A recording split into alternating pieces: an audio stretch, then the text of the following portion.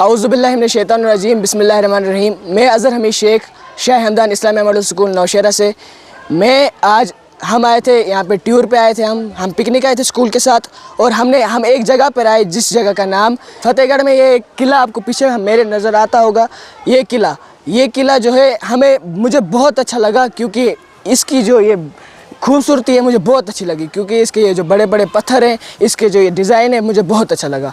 और ये लोगों का एक बात सोचना है कि ये पत्थर हैं, ये बड़े बड़े पत्थर लोगों ने कैसे चढ़ाए। लोगों का सोचना है कि पिछले ज़माने में बहुत से ताकतवर लोग रहते थे जिन्होंने ये पत्थर इसमें चढ़ा के ये बिल्डिंग तामीर की है, लेकिन ये सोच गलत है। जब यहाँ पे आर्कियोलॉजिस्ट आए, उन्होंने यहाँ पे डिगिंग की, यहाँ पे खुदाई की, और लास्ट में जब ये इमारत बाहर निकली, ये एक यहाँ पे किला है जो मेरे देख रहे होंगे।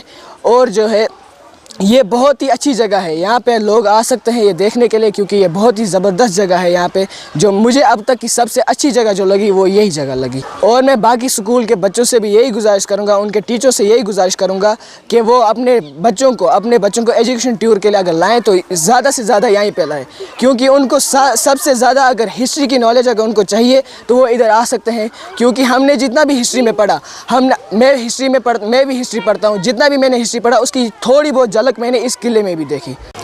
अस्सलामु अलैकुम वरहमतुल्लाहि वबरकातुहू। मैं Shukrana Hasan from school Shah Hamdan model school Nowshera.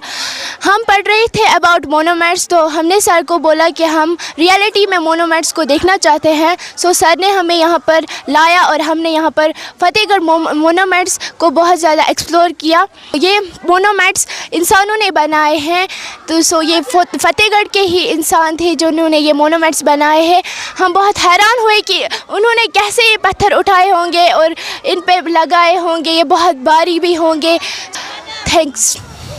आज मैं अपने school Shah Hamdan memorial school Nowshera के बच्चों के साथ आज हम एक लोकल पिकनिक पे गए हुए थे, गुलनार पार्क, उसके बाद इको पार्क। और मैंने स्टूडेंट्स को बिफ़ोर लिविंग द स्कूल मैंने अपने बच्चों को बताया था आज मैं आपको एक एजुकेशनल टूर ज़रूर कराऊंगा।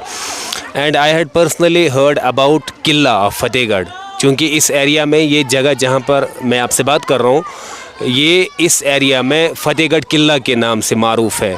तो अगर इसकी बैकग्राउंड हिस्ट्री में जाएं तो it will take lot of time कि इसका हिस्टोरिकल फैक्ट आपके सामने रखें।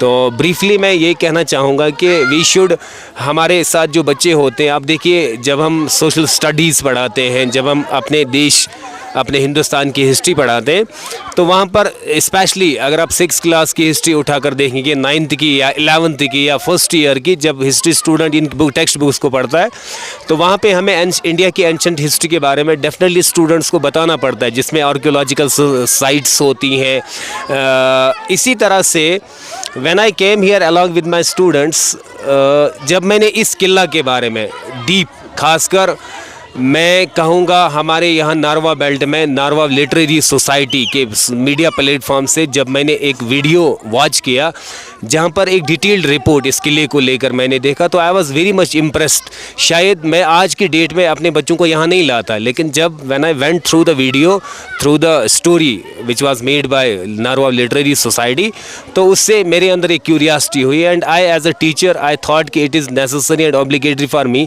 आई should take my kids to that very site and tell them कि ये जो आप हिस्ट्री बुक्स में एक्सकवेशन पढ़ते हैं, आर्कियोलॉजी पढ़ते हैं, आर्कियोलॉजिकल साइट्स के बारे में पढ़ते हैं, आर्कियोलॉजिस्ट्स किससे कहते हैं, ये इतिहास की बैटल्स पढ़ाते हैं, इन बड़े बड़े स्टोन्स को इतना ऊपर लिफ्ट करना, ये एक इंटरेस्टिंग टॉपिक रहता है। लेकिन मैं आपसे यहाँ पे एक बात डेफिनेटली शेयर करूँगा। मैंने देखा है, I have my self PG in history. जिस डेट में मैंने हिस्ट्री में पीजी किया, तो शायद I was the only person in my area who has done post graduation in history. और वजह क्या है कि जिस तरह आज की डेट में कुछ बच्चों को मैथ एक बोरिंग सब्जेक्ट लगता है, हिस्ट्री भी इसी तरह से बहुत सारे बच्चों को लगता है। और वजह उसकी यही है कि जब एंशिएंट फैक्ट्स हम पढ़ते हैं, वहाँ पर ये लंबी लंबी चीज़ें जब हम बच्चों को सिखाते हैं, सुनाते हैं, पढ़ाते हैं, तो दे डेफिनेटली गेट्स बोर्ड। सो अगर प्रैक्टिकल इस तरह से चीज़ों को एक्सप्लोर किया जाए, आज जब हमने बच्चों को यहाँ पे लाया, मैंने इनको पर्सनली बता दिया, मैंने कहा ये ऐसी साइट है जिसकी करीबन 150-200 साल पहले यहाँ पर एक एक्सकवेशन हुई है, खुदाई जब की गई तो ये चीज़ें यहाँ पर मिली हुई हैं और उसे एक्सपेक्ट किया जाता है कि यहाँ पे शायद 150-200 साल पहले एक सिविलाइजेशन रहा करती थी, एक तहजीब थी। वो तो जाहिर सी बात है, वो तो नारवा वाले ही होते, अगर यहाँ के वो रहने वाले थे तो वो यहाँ ही के लोग थे। Now it hardly matters to which religion they belonged, वो किस मज़हब से ताल्लुक़ रखते थे, that hardly matters, but that was the civilization which belong to this very area. So मैं आज आपके माध्यम से मैं तमाम स्कूल्स को जो आज की डेट में पिकनिक्स पे जाते हैं, अब ज़रूरी नहीं आप एक्सकर्शन की डेट पे ही आप बच्चों को यहाँ पे ले आएँ, एजुकेशनल टूर के लिए, हिस्टोरिकल टूर के लिए, हेरिटेज वॉक। नारवा लिटरेरी सोसाइटी पे मैंने एक नया वर्ड देखा, जैसे कोई एक नया वर्ड कॉइन अप करता है ना। So first time when I went through the video I heard word heritage walk. So really I was impressed. So I told my students we too should go for the heritage walk to Narva and see this Qilla. What is the real background of this Qilla? Was it temple? Was it Qilla? Who were the people who were living here when this site has been excavated? Who has done the excavation? And I am very grateful to the Dr. Saab, who is just, I think he's the head of this Narva Literary Society, who is presently operating this very social media platform. When I interacted with esteemed Dr. Saab, I came to know, क्योंकि ये fact मैंने कहीं और से नहीं सुना, मैंने इनसे ही ये बात सुनी कि जब जिस टाइम में एक्सकवेशन हुई है या फॉरेन इंटरनेशनल लेवल से यहाँ पे आर्कियोलॉजिस्ट्स आए हैं and they have come here for the research, for experiments.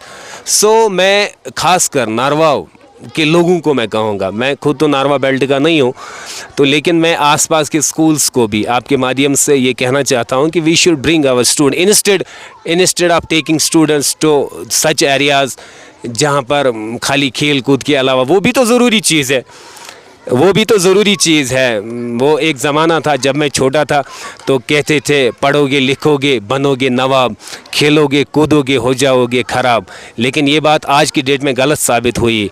आज जितना पढ़ाई लिखाई इम्पॉर्टेंट है उतना एक बच्चे के लिए खेल कूद भी इम्पॉर्टेंट है, लेकिन उसके साथ साथ में best for schools is to take their students to those areas जहाँ पर वो चीज़ें एक्सप्लोर करें, जहाँ पर वो चीज़ें रिजेंबल हों, जो वो किताबों में थेरेटिकल पढ़ते हैं वो चीज़ें प्रैक्टिकल अगर हमारे आंगन में अवेलेबल हैं. Why to take our kids so long distant areas to explore the things. So मैं आखिर पर नारवा लिटरेरी सोसाइटी का personally I am very thankful to the Narwa literary society media platform, especially esteemed Dr. Saab and his team who are tirelessly working. मैं काफ़ी time से नारवा literary society को watch कर रहा हूँ. उनका कंटेंट मुझे बहुत दिली पसंद है. यू विल नॉट बिलीव कि I have downloaded perhaps most of the videos of Narva Literary Society and I saved them to my laptop क्योंकि मुझे लगा कि आई शुड यूज़ दैम. मैं उन वीडियोस को अपने क्लासेस में लेक्चर्स के दौरान भी यूज़ कर सकता हूँ अपने बच्चों को, क्योंकि जब मुझे अपनी लोकेलिटी का पता नहीं होगा, अगर मेरे आंगन में मेरी लोकेलिटी में इस तरह के मोनूमेंट्स हैं, इस तरह की हिस्टोरिकल साइट्स हैं, आर्कियोलॉजिकल साइट्स हैं, तो I should explore them and I should educate my children and the people in general. So finally I am very thankful to the team who, जब आप आखिर पे मैं थोड़ी मेरी बात शायद लंबी हुई लेकिन I will take one more minute just to conclude by saying कि when I was proceeding towards this very area तो मैंने नारवा लिटरेरी सोसाइटी की जो हमारे डॉक्टर साहब हैं हेड, तो I contacted him, I called him and requested him कि I am coming to Narwa area along with my school. It will be very much kind आपकी तरफ से एक होगा if you will reach the spot and let's have an interaction regarding this very site. Thank you.